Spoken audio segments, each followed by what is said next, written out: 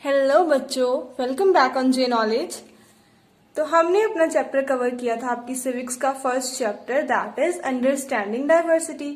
Diversity के बारे में हमने सब कुछ पढ़ लिया। डाइवर्सिटी का मीनिंग होता है डिफरेंट डिफरेंट टाइप्स की जितनी भी चीजें होती हैं वो सारी किस में आती हैं, डाइवर्सिटी में आती हैं।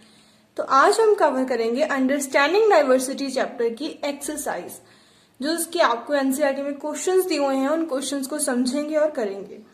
सो आपका फर्स्ट क्वेश्चन देखते हैं। फर्स्ट क्वेश्चन क्या है? Draw up a list of different festivals celebrated in your locality. कि आपको एक लिस्ट बनानी है अलग अलग फेस्टिवल की जो आपके लोकेलिटी में सेलिब्रेट किए जाते हैं, जो आपके आसपास आप जितने भी फेस्टिवल सेलिब्रेट करते हो उनकी लिस्ट बनाओ। और क्या बता रहे हैं आगे आपको? Which of these are shared by different regional and religious communities.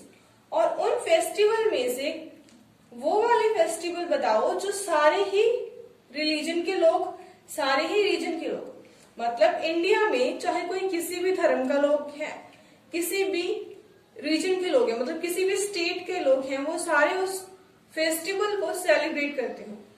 ऐसा कौन सा फेस्टिवल है जो सारे इंडियंस मिलके सेलिब्रेट करते हैं, वो आपको उनमें से बताना है। तो अब कोई भी 10 फेस्टिवल जो आपकी लोकेलिटी में सेलिब्रेट होते हैं उनके नाम लिखो।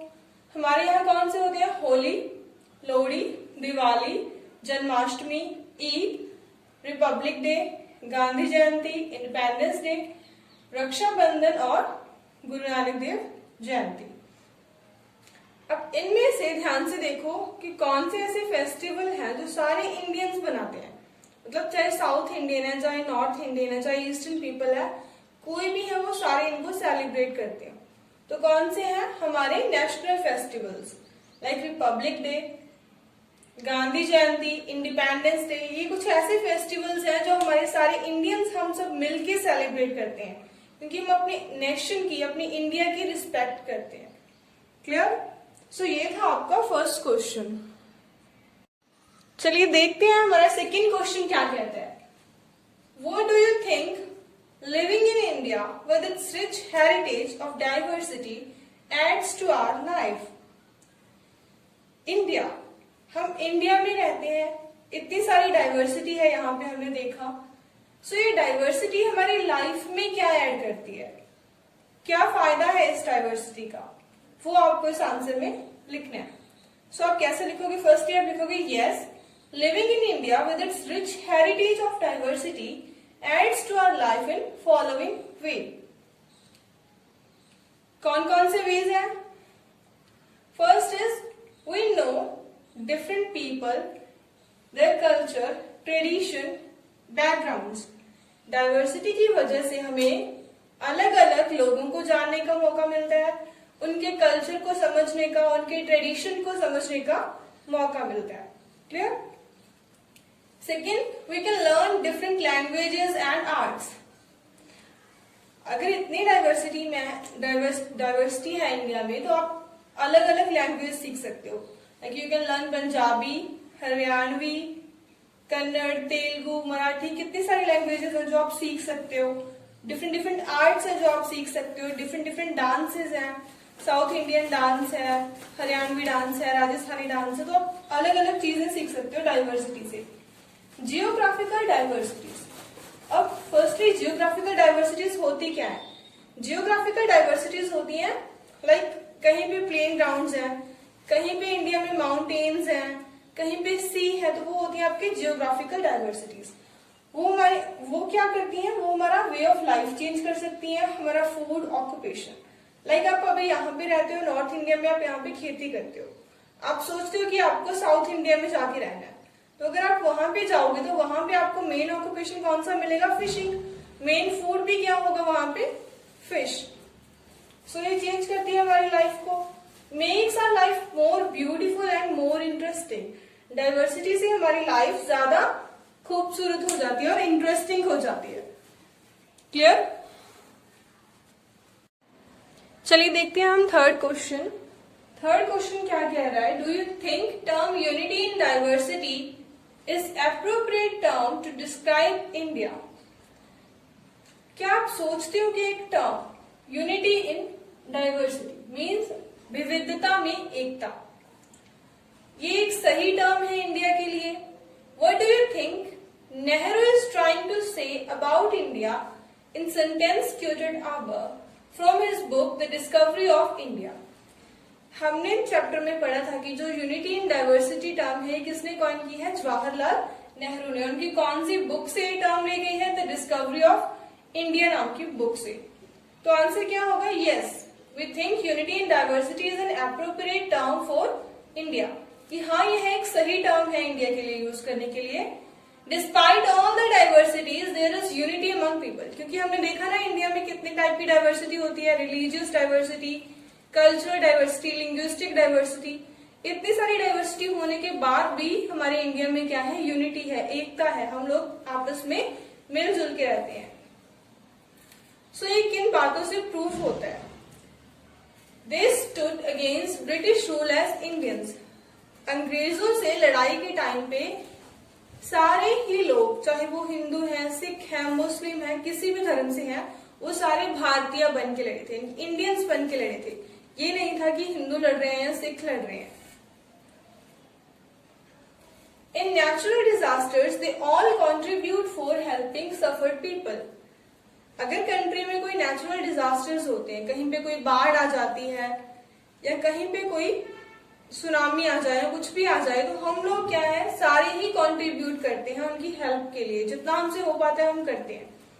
We should share our sorrows and happiness together. So India में हम अपनी खुशी और दुख आपस में बांटते हैं। तो यूनिटी इन डाइवर्सिटी क्या है? एक अच्छी और सही टर्म है इंडिया के लिए। Clear? So according to third question, underline the line in the poem sung after the Jallianwala Bagh massacre, which according to you reflects India's essential unity. क्या पूछ रहा है कि आपकी बुक में एक पोएम दी हुई है जो जलियांवाला बाग मैसेकर के ऊपर, मतलब उस मैसेकर के होने के बाद गाई गई थी। उस पोइम में से ऐसी कौन सी लाइन है जो इंडिया की यूनिटी को रिफ्लेक्ट करती है, जिसमें पता चलता है कि इंडिया में यूनिटी है? सबसे पहले आपको पता होना चाहिए कि जलियांवाला बाग मैसेकर था क्या। जलियांवाला बाग कहाँ पे है? अमृतसर में। 13 अप्रैल 1919 को हमें पता है कि क्या होती है? वैसाखी होती है। 1919 में 13 अप्रैल के दिन जलियांवाला बाग में काफी सारे लोग इकट्ठा हुए थे। उस टाइम पे कुछ तो अंग्रेजों के खिलाफ प्रोटेस्ट चल रहा था उसमें, और कुछ वैसाखी को सेलिब्रेट करने के लिए क्या हुए थे? इकट्ठा हुए थे। तभी वहां पे क्या होता है कि अंग्रेजों के एक जनरल थे, जनरल डायर, वो आर्मी को लेके वहां पे आ जाते हैं। उस बाग का एक ही गेट होता है जिसको वो क्लोज कर देते हैं और अंदर सारी ही आर्मी चली जाती है।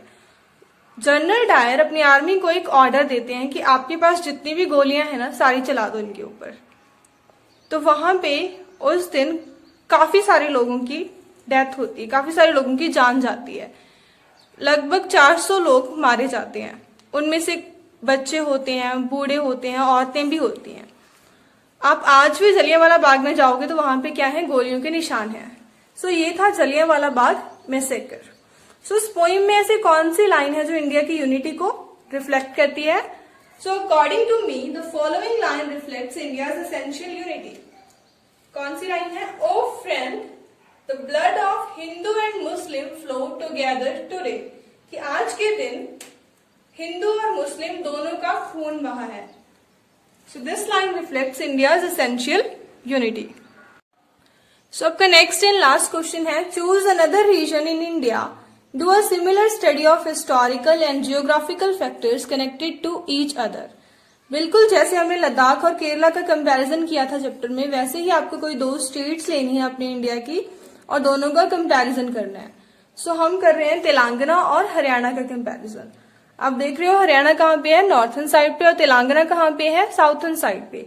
Telangana is a southern state, south Indian state. Haryana is a north Indian state. Telangana की ऑफिशियल लैंग्वेज क्या है? तेलुगु। और हरियाणा की ऑफिशियल लैंग्वेज क्या है? हिंदी। क्लाइमेट तेलंगाना का कैसा है? Semi arid, hot and dry. Semi arid मतलब एरिड क्लाइमेट होता है जो राजस्थान टाइप का क्लाइमेट हो, डेजर्टी क्लाइमेट हो। सेमी एरिड मतलब इतना डेजर्टी नहीं है लेकिन थोड़ा बहुत है। हरियाणा का वेरी करता है एरिड टू सेमी एरिड। जो राजस्थान के साथ पार्ट लगता है हरियाणा का, जो बाउंड्री लगती है वहां पे क्या है, एरिड है, और जो हिमालय के साथ या इधर रिवर्स के साथ वाला एरिया है वो क्या है, सेमी एरिड है। तेलंगाना में ज्यादातर हमें क्या मिलती है, हिल्स एंड माउंटेन रेंजेस, और हरियाणा में ज्यादातर क्या होते हैं, प्लेन रीजन्स होते हैं। यहाँ पे इतनी हिल्स और माउंटेन रेंजेस नहीं है। So hope you like it. If you find my video useful, then do share, like and subscribe. Thank you so much for watching this video.